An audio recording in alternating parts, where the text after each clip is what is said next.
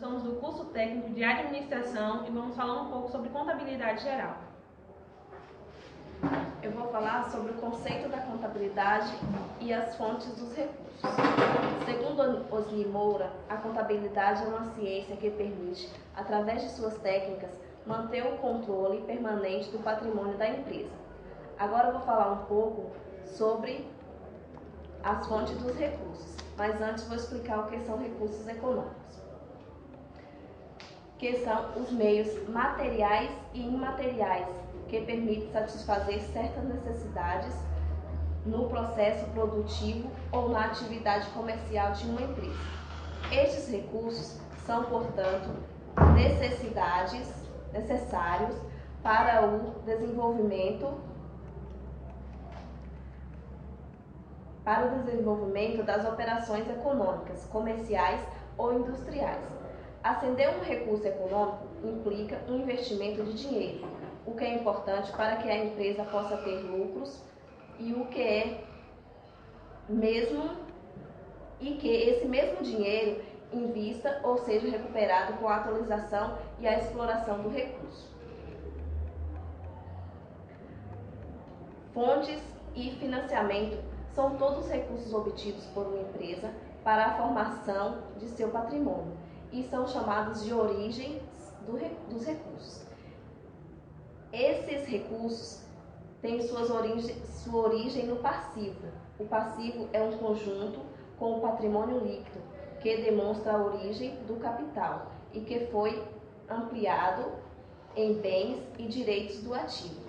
Desta forma, podemos afirmar que todos os componentes patrimoniais classificados no passivo é o patrimônio líquido que representa as fontes de recursos de uma empresa.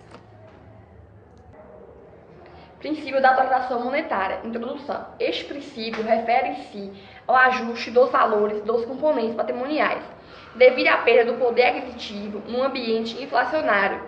A atualização monetária representa apenas um ajuste dos valores originais.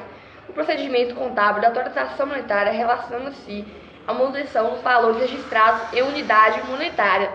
O princípio da correção monetária pode ser considerado um instituto do princípio do registro pelo valor original, pois busca trazer o valor do registro já realizado. Princípio da competência. O princípio da competência determina o momento em que as alterações no ativo ou no passivo levarão ao aumento ou diminuição do patrimônio líquido. As receitas consideram-se realizadas nas transações com terceiros quando estes efetuarem o pagamento ou assumirem compromisso firme de efetivá-lo, quer pela posse da propriedade de bens anteriormente pertencentes à empresa, quer pela fruição de serviços por essas prestados, ou quando da extinção parcial ou total de um passivo, qualquer seja o motivo, sem um desaparecimento concomitantemente de um ativo de valor igual ou maior, ou pela geração natural de novos ativos, independentemente da intervenção de terceiros, no recebimento efetivo de doações e subvenções. As receitas consideram-se incorridas quando deixar de existir o correspondente valor efetivo por transferências de sua propriedade para terceiro, pela diminuição ou extinção do valor econômico de um ativo, ou pelo surgimento de um passivo sem um correspondentemente ativo. Princípio da prudência. Esse princípio determina a adoção de menor valor para componentes do ativo e do maior para os do passivo, sempre que apresentarem alternativas igualmente válidas para a quantificação das limitações patrimoniais que alteram o patrimônio líquido. O princípio da prudência impõe a escolha da hipótese de que resulte menor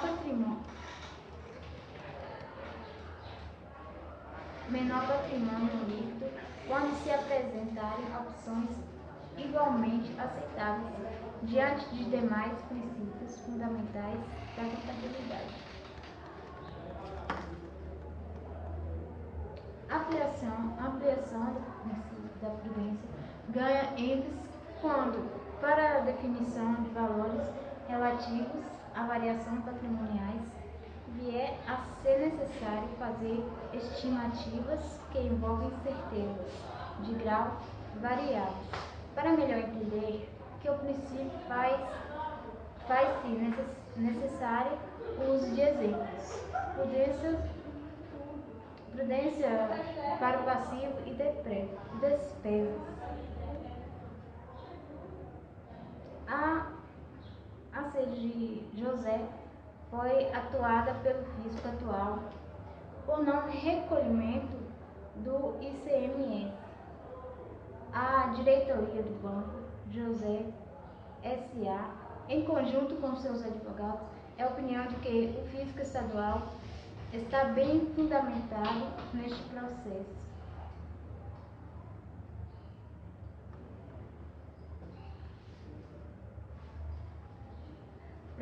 E que a companhia perderá essa causa. A CIA José foi atuada pelo fisco estadual por não recolhimento do ICMS. A diretoria do Banco José S.A., em conjunto com seu advogado, é de opinião de que o fisco estadual está bem fundamentado neste processo e que a companhia perderá essa causa. Os advogados estimam o valor da causa no mínimo de 100 mil e no máximo em 120 mil.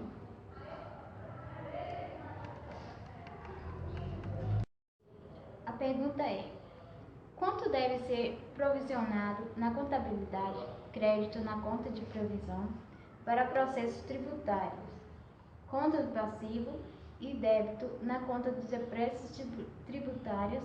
Resultado: a resposta é de 120 mil.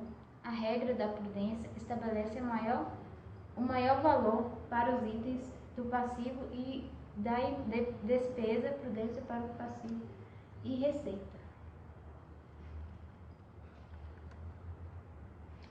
A José S.A. entrou na justiça contra um fornecedor de mercadoria, questionando quantias cobradas a maior individualmente em operações anteriores. A José S.A., após mais um dos dois discussões judicial, ganhou a causa de fornecedor. Comprometeu-se a pagar a quantia envolvida várias de 30 mil a 41 mil, dependendo de alguns aceitos finais. A questão é: qual a quantia que o contador deve registrar na contabilidade? A resposta é 30 mil. Débito na conta a receber, recuperação com fornecedor e crédito. Na conta receita recuperada de fornecedor, observa-se assim que, de acordo com o princípio da prudência, o patrimônio líquido das companhias é apresentado pela avaliação mais conservadora, menor valor. Características qualitativas de informação e demonstrações contábeis. A primazia da essência sobre a forma. Reinaldo Luiz. Talvez a mais importante de todas as características contábeis é valorizar a essência de cada operação ao invés do que está descrito no documento ou nota fiscal. Para que a informação represente adequadamente as transações ou eventos que ela se propõe a representar, é necessário que sejam contabilizados e apresentados de acordo com a sua substância e realidade econômica, e não meramente sua forma legal. A essência das transformações ou outros eventos nem sempre é consistente com o que aparenta ser, com base na forma legal ou artificialmente produzida. Por exemplo, uma entidade pode vender um ativo a um terceiro de tal maneira que a documentação indique que a transferência legal da propriedade é desse terceiro, e, entretanto, poderão existir acordos que assegurem que a entidade continuará a usufruir dos benefícios gerados pelo ativo e recompensará depois de um certo tempo por um montante pré-acordado entre as partes. Para que as informações contábeis possam ser consideradas úteis, as empresas, mesmo enquadradas como pequenas e médias, precisam possuir algumas qualidades características que destacam e oferecem amparos aos dados registrados. O pronunciamento técnico PME relata que o objetivo das demonstrações contábeis de pequenas e médias empresas é oferecer informações sobre a posição financeira, como o balanço patrimonial, o desempenho, que é o resultado e resultado abrangente, e os fluxos de caixa da entidade. Estes dados devem ser úteis para a tomada de decisões por vasta gama de usuários, que não está em posição de exigir relatórios feitos sob medida para atender suas necessidades particulares de informação. É razoável dizer que as demonstrações contábeis devam ainda apontar os resultados e responsabilidades da administração pelos recursos a elas confiados, o que faz através das notas explicativas tratadas em capítulos específicos. As características qualitativas das informações contábeis já haviam sido previstas na NBC T1, que é a estrutura conceitual para a elaboração e apresentação das demonstrações contábeis, aprovada pela resolução do CFC 1121/2008. A integridade para ser confiável, a informação constante das demonstrações contábeis devem ser completas, dentro dos limites da materialidade e do custo. Uma omissão pode tornar a informação falsa ou torná-la enganosa e, portanto, não confiável e deficiente nos termos da sua relevância. Materialidade. A informação é material e, portanto, tem relevância se sua omissão ou erro puder influenciar as decisões econômicas de usuário, tomadas com base nas demonstrações contábeis. A materialidade depende do tamanho do item ou imprecisão julgada nas circunstâncias de sua omissão ou erro. Entretanto, é inapropriado fazer ou deixar sem corrigir desvios insignificantes das práticas contábeis para se atingir determinada apresentação da posição patrimonial e financeira, ou seja, balanço patrimonial, fluxo de caixa, desempenho, resultado e resultado abrangente. Comparabilidade. Os usuários devem ser capazes de comparar as demonstrações contábeis da entidade ao longo do tempo, a fim de identificar tendências em sua posição patrimonial e financeira e no seu desempenho.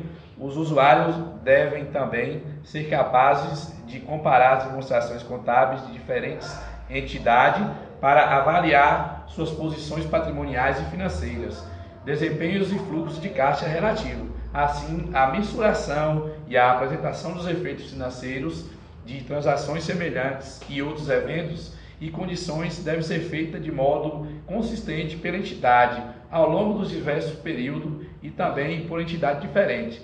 Adicionalmente, os usuários devem ser informados das políticas contábeis empregadas na elaboração das demonstrações contábeis e de quaisquer mudanças dos efeitos dessas mudanças.